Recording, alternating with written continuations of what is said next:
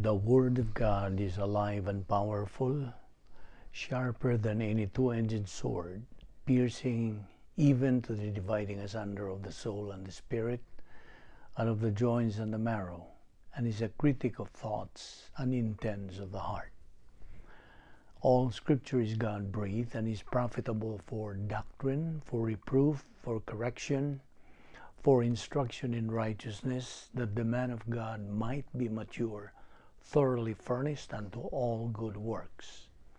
Study to show thyself approved unto God, a workman that needeth not to be ashamed, rightly dividing the word of truth.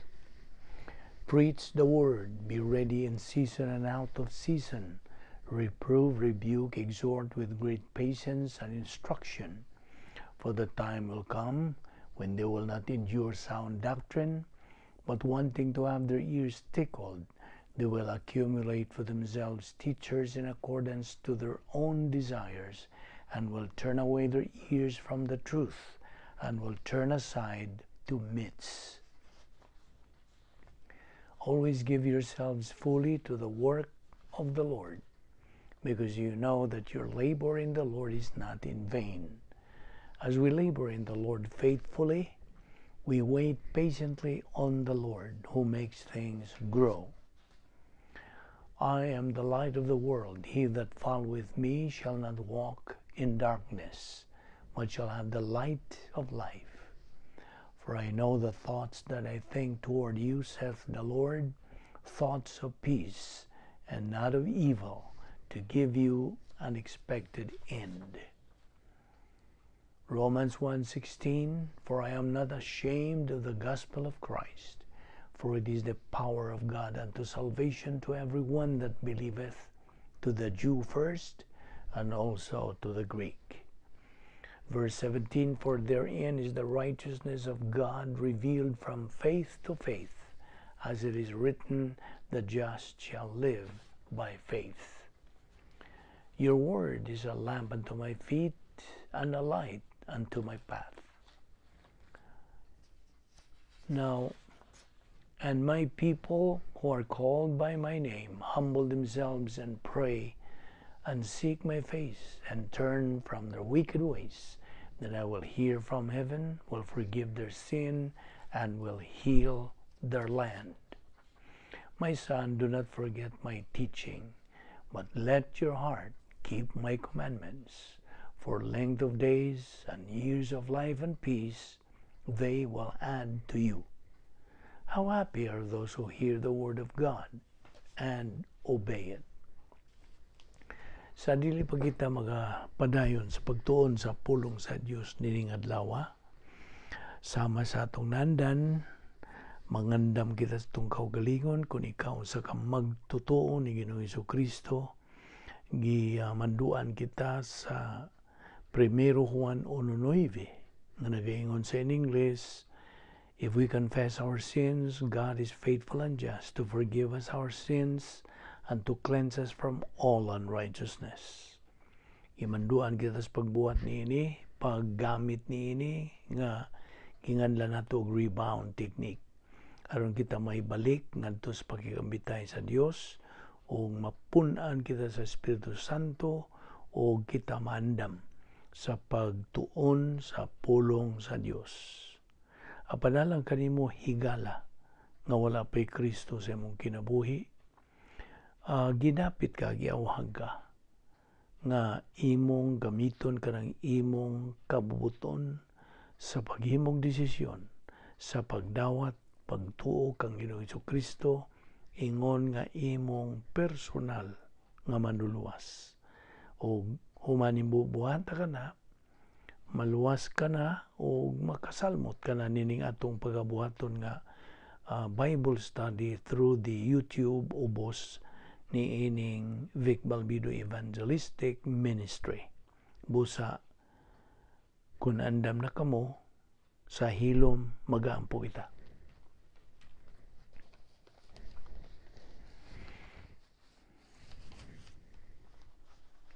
Magampo ta.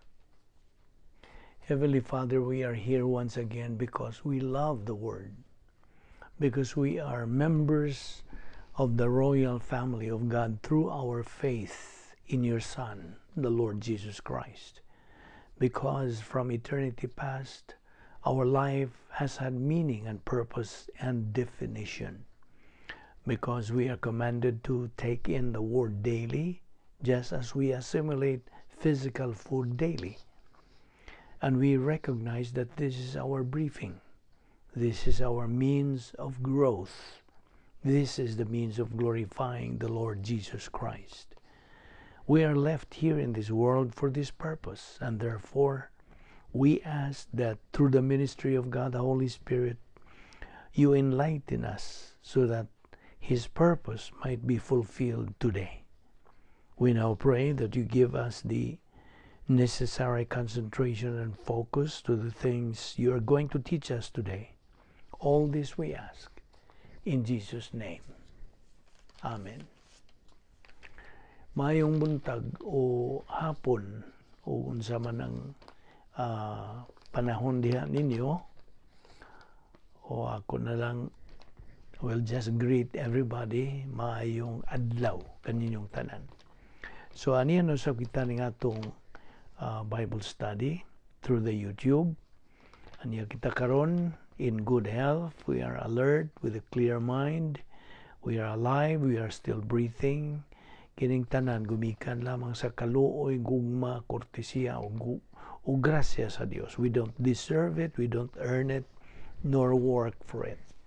Karon nato ipadayon ang atong pagtuon bahin ining pagtulunan o doktrina nga giuluhan nato og the Doctrine of Apostasy.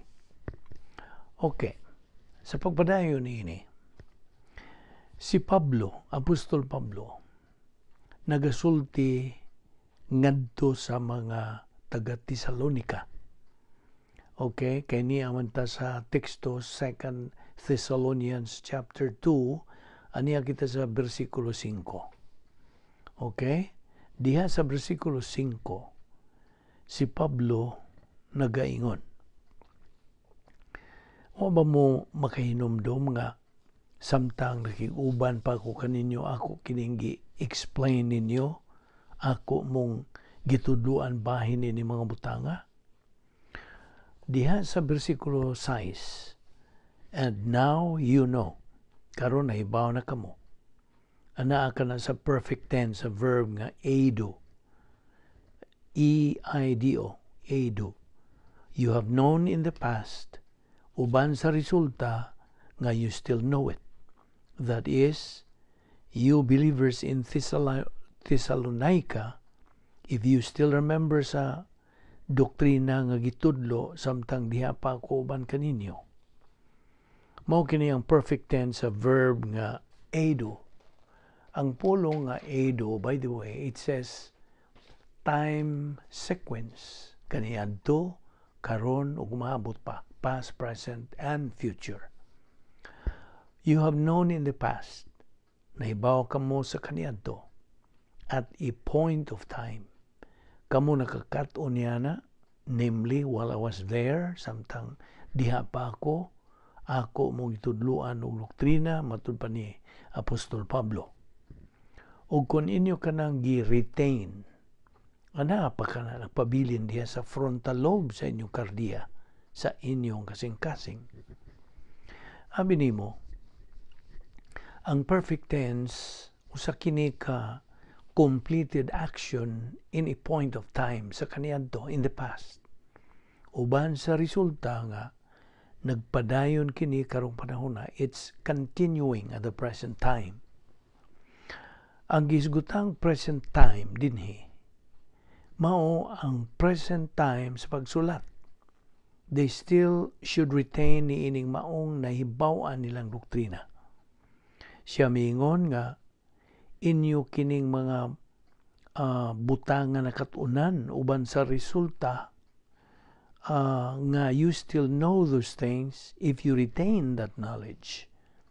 Ug unya miingon siya, mao kini ang inyong nakatunan. What withholdeth that he might be revealed in his time. All right?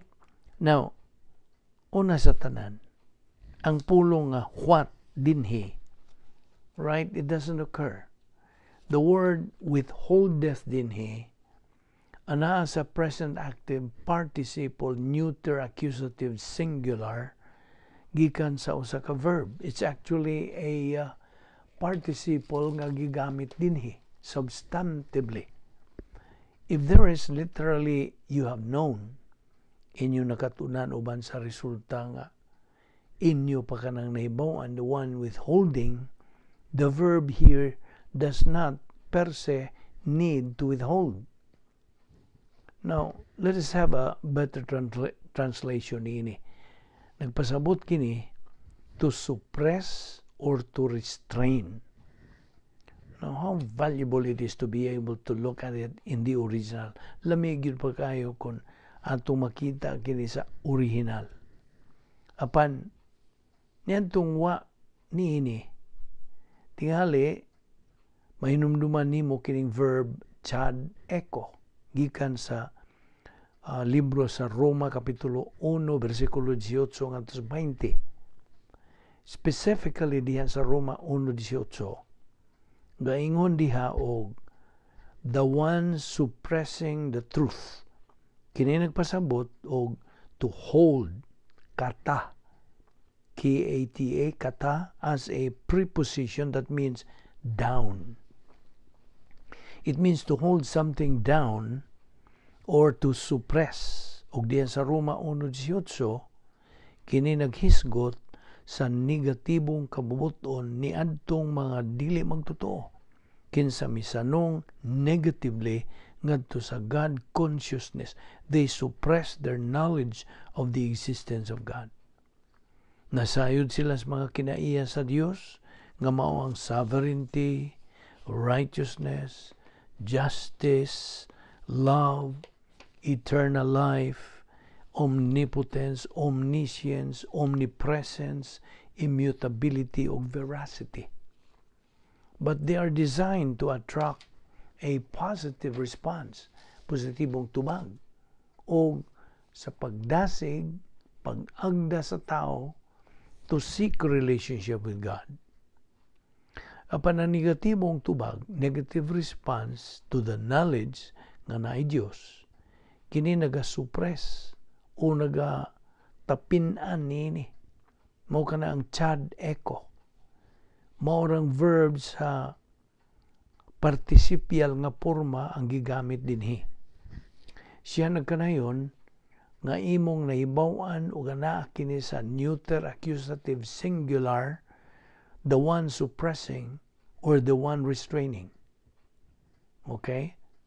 Suppressing is from the Latin language, sup or sub means under or down, sa ubos.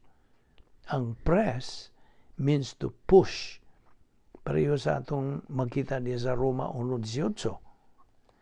So, akong balikon, naa kini sa neuter accusative singular. Kini a gender na ining participle, neuter. Ug wa kini maghisgot og dili magtotoo. It's not a reference to an unbeliever. It's not a reference bahin og negatibong kabubuton. It's not a reference to a member of the human race. Naghisgot kini bahin sa Dios Espiritu Santo, God the Holy Spirit. You have known the one suppressing or restraining, imong naibawan ang nagaduot ngadto sa ubos. Ug ang gisgutan dinhi mao ang restraining ministry of God the Holy Spirit. Iyang gi-restrain ang dautan, evil, karong panahon na. He has been restraining evil sukad pas pagsud sa iyang ingnon tag grand entrance nga nis kalibutan o kaliwatan sa tao, suma sa gisulti diya sa Genesis 3 verses 6 and 7. Og nagapadayon pa siya sa pag-restrain sa dautan, evil bisan karon. Ug ang restraining nga gisgutan dinhi mao ang pag-restrain sa evil sa mga magtotoo. Ingon man ang iyang pag-restrain sa evil dautan sa mga unbelievers. Although ang context din naghisgot sa pag-restrain sa evil sa mga dili magtotoo. Ug atong makita karong taud-taud ang paagi nga iyang gigamit dinhi. But ang participle being used, ang gigamit, is a reference to pneuma. P-N-E-U-M-A, pneuma, ang Diyos Espiritu Santo. Usa ka neuter noun. Nagaingon kinig, you have known the one restraining. Busang versikulo 6, nagakanayon og, and you have known, and now you have known in the past, with the result that you still know this. The one restraining, ug ang Diyos Espiritu Santo is the one restraining, and He is restraining. Ug aniya ang tuyo, purpose sa context for Him restraining, aron nga siya mapadayag in His time, sa iyang panahon. Now, that He may be revealed sa iyang panahon in His time, ug kini gihubad, translated, ingon nga, usa ka gitawag og finite verb. Apan dili kini usa ka finite verb. It's an infinitive mo'y gigamit dinhi. Ug kini gigamit dinhi sa context niini to show purpose, tuyo. Ana kitay gitawag og eis prepositional phrase, eis, E-I-S. O kini labihang klaruha in the original language. Gigamit ang eis. Eis, kining maong pulong usa ka preposition sa pinulungang Greek language nga nagpasabot nga kini nagagikan sa gawas of something into the inside of something. Now, pareho ragud nga ana ka dinha karon sa imong kwarto o sala bakaha, imong gi-ace kanang kwarto nimo sa sala, meaning you came into that room. Okay? Nasabtan nimo? Pananglit, imong abrihan kanang imong refrigerator og ibutang nimo kanang imong kamot. Ang imong kamot, imong gi-ace sa refrigerator. If you are inside of something, that's in. If you go from the inside of something to the outside of something, that's ek. E-K.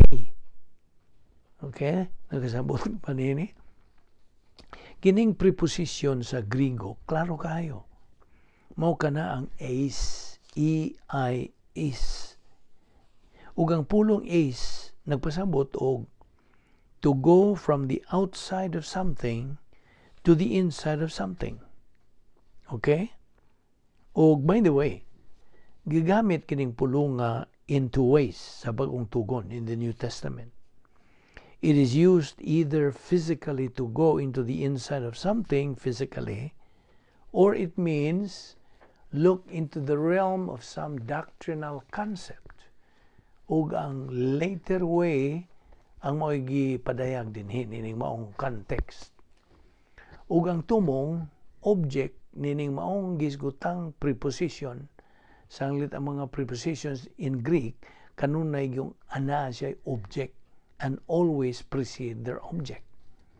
Ang object nining preposition nga is dinhi mo ang aorist passive infinitive sa atong verb nga apokalupto.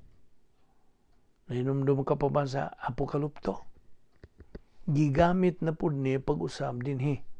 So, ana kining preposition nga is. Ingon nga preposition. Sa panahon nga mga preposition adunay infinitive as their object, they always take the neuter accusative singular sa article nga nagapakita sa case of the infinitive. O ganiya ang infinitive. It's from the verb apokalupto. Now, karon it is apokaluptini. Okay? Or apokaluptinay. That's an aorist passive infinitive gikan sa verb nga apokalupto. Kini nagaingon og in order to be revealed aron nga ikapadayag. Kini nagpakita og tuyo, purpose. And the purpose takes us into the sphere of comprehension. Bahin o dapit na kinis pagsamot ni ini. Ug ang iyang subject mao ang masculine accusative singular of the third person personal pronoun autos. Now, this is in order for him to be revealed aron nga kini siya mapadayag.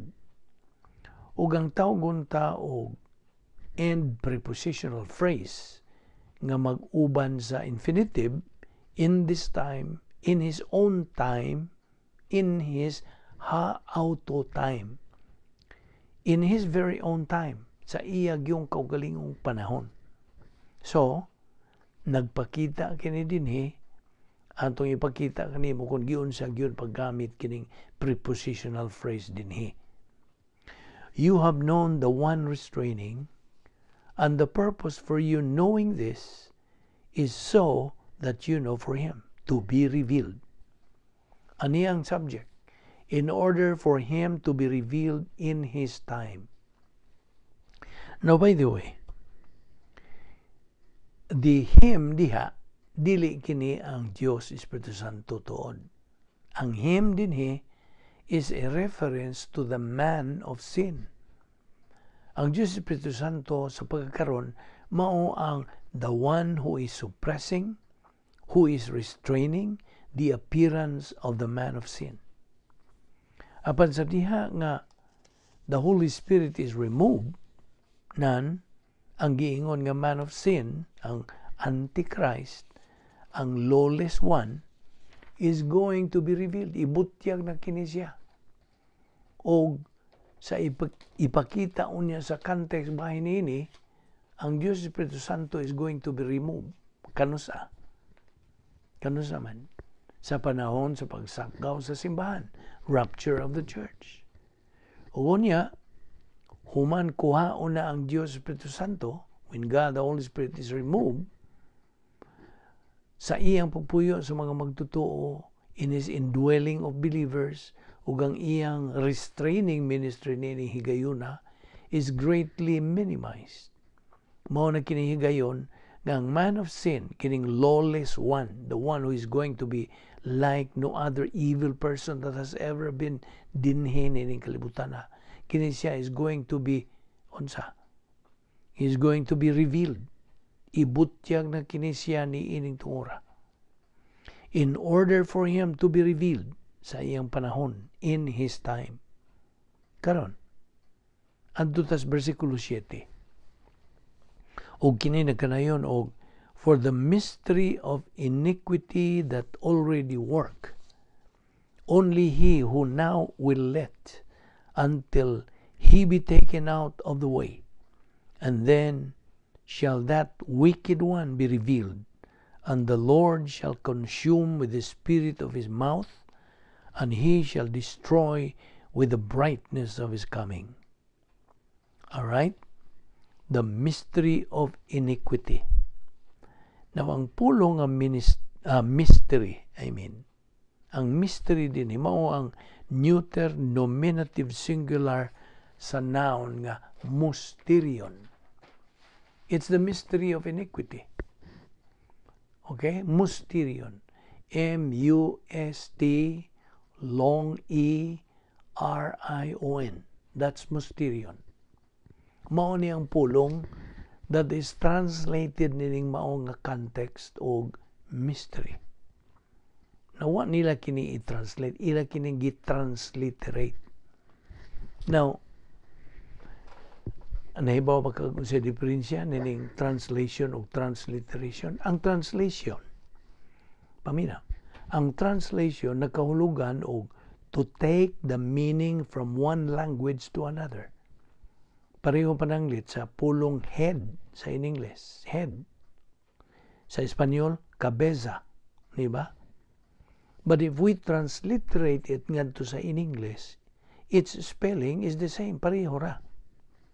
Apan kung humaron o i-translate kana nato ngadto sa in English, it means head. Translation then means to take the meaning from one language to another, while transliteration means to take the letters from one language to another.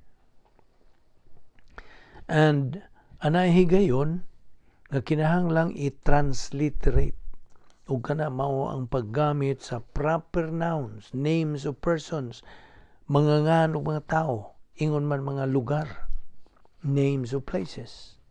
Apan, we are dealing with common nouns. Ma-concrete man kana sila o ma-abstract. It is whether they are dealing with physical reality or non-physical reality. Sa mapananglit sa balay, kini common noun, where we call a concrete common noun. Kana nagadeal man tawag physical reality. Ang pulong nga love, gugma, usa kini ka common noun. Apan non-physical kana siya nga pulong. Bisan todo gigamit kini siya both on physical and non-physical realm. They are both common nouns. Ang mysterion, common noun kini siya. Apan wa kini nila i-translate, ila hinoong gi-transliterate kini. O tingali, ila itong gi-transliterate tungod kay bisan tuod og there was a perfectly good word alang niini sa in English, apparently they did not have the courage to pagbuhat niya na. Now, ato ragong tanawon og giunsan nila pag-transliterate kini. So, mysterion. Ilang giilisan o gipulihan ang letra nga U ngadto sa Y. Ug ang ending letters nga I-O-N, ilang giilisan kinig Y. So, hinggawas kining pulong mystery. Mo na ilang gihimo nga transliteration ini. Ilang gi-transliterate. Mo po ang pulong baptize. It's from baptizo. It's been transliterated instead of being translated. Ang pulong mysterion means something. Kini nakahulugan og secret sa in English. That's the meaning of the word. And there is some 17 ining maong mysteries. This mysterion gikan sa bag-ong tugon, New Testament. Ug sa matag gayon nga gamiton kini, it's always transliterated, inay i-translate.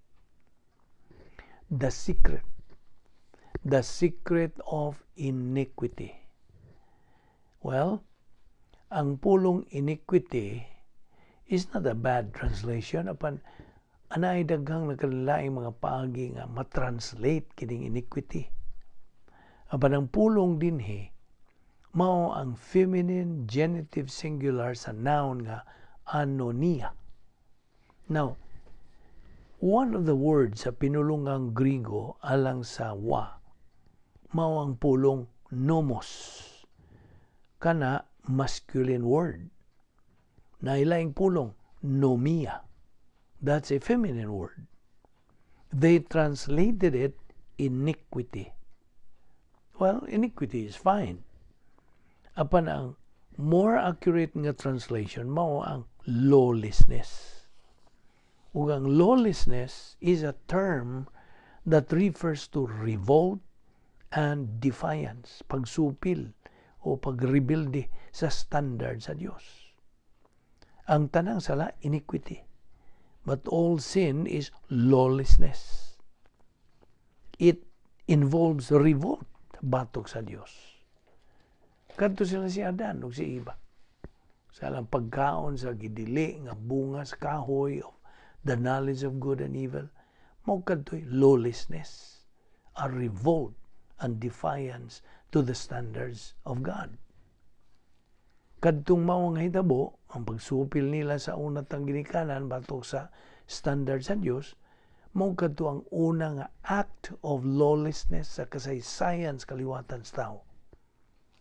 So, all sin, tanang sala, whether it's mental attitude sins of unbelief, negative volition, fear, worry, envy, jealousy, pride, bitterness, hatred, etc. It's all lawlessness. It's all a revolt against God. Nagaingon kini literally og the secret of lawlessness. Now, ang pulong mysterion, correctly translated now to secret, okay? A biblical mystery or a biblical secret ng kahulugan kini ng Dios has chosen to keep secret hangtod niya ni higayon as He chooses to reveal it. O kining secret of lawlessness, revolt, batok sa Dios, nga din mo kabot kini sa iyang kinatumyan, the zenith, atol kini sa tribulation period, apan ang Antichrist, nga nagahari ning kalibutan na sod sa katapusang tulo og tunga katuig sa tribulation period, and claiming to be God, o mamugos, mo demand nga siya, simbahon siya under the penalty of death. And its origin, dihes Kapitulo 3, has characterized the human race throughout its history. So all evil, whether in a believer or in an unbeliever or in evil angels, ang matag buhat og sala, every act of evil gitawag og lawlessness. Ang secret of lawlessness sa pagkakaroon nagalihok na. It is already working. The word already is an adverb that means something is in its continuous condition of existence. Ug ang pulong work dinhi is a present passive indicative third person singular from the verb energeo. Ug bisag wa ka magtuog Griego, naibaw kag unsay pasabot nining pulong energeo once you see it transliterated. Energeo, E-N-E-R-G-E long O, means, pasabot, energized. The secret of lawlessness is already being energized. And what is lawlessness? It is a revolt against God. And what's the origin of revolt against God? Negative volition sa bahin sa dili magtotoo for his knowledge of the existence of God, ang iyang pagkasayod sa pagkaanay Diyos, God consciousness, ana kinimabasa diya sa Romans 1:18-20. The 5 points of heathenism and the revolt of, therefore, the unbeliever ngadto sa maayong balita sa kalwasan. It's already being energized. O ginumdumi, this is written in the vicinity sa ikaunom nga dekada sa unang siglo. 6th decade of the 1st century. It was already being energized then. Og nagapadayon pa kini sa pagka-energized sa pagkakaron. Din nilang una kita kutob ning atong pagtuon ini atong ipadayon kini sa sunod higayon o gidapit kagihapon. Ayaw si piyata ang subay pagsunod nini sa sunod o sumpay nining atong gitun-an nga doktrina. Magampo ta. With your heads bowed and your eyes closed, let us dedicate the closing moments of our worship service, our Bible study, to anybody who is here without Christ, without hope, and without eternal life. We want you to know that the Lord Jesus Christ had you personally in mind when He went to the cross. And every sin that you have ever committed, past, present, or future, has been imputed to Him and judged, so that right where you sit right now, you can have eternal life by simply believing in the Lord Jesus Christ. Jesus Christ took your place on the cross. He was judged for your sins. He carried all our sins in His own body on the cross. Our sins had been judged. So, The door of salvation, the door of eternal life is now open. How do you work through it? Anyone who believes in Jesus Christ shall never perish, but have eternal life. John 3:16. Sa imong nimutangan karon, right where you sit right now, you have the opportunity, you have the freedom, and you have the privacy to believe in Jesus Christ. Ngano? Samtang nagaduko ang imong ulo, imong nagapiyong imong mga mata, kana nagpasabot that you have privacy in your soul. Your soul is where you think. Your soul is where you make your decisions. Volition or free will belongs to the soul. And right now, in the privacy of your soul, forming the sentences and thought only inaudibly, you can tell God the Father that you are believing in Jesus Christ. And that is the moment of eternal life for you. Your option, your opportunity. Magampo ta. We are grateful, Heavenly Father, for the privilege and the opportunity of fellowshipping in your word today. Challenge us by these things, O Lord, for we ask it in the name of our Lord and Savior, Jesus Christ. Amen.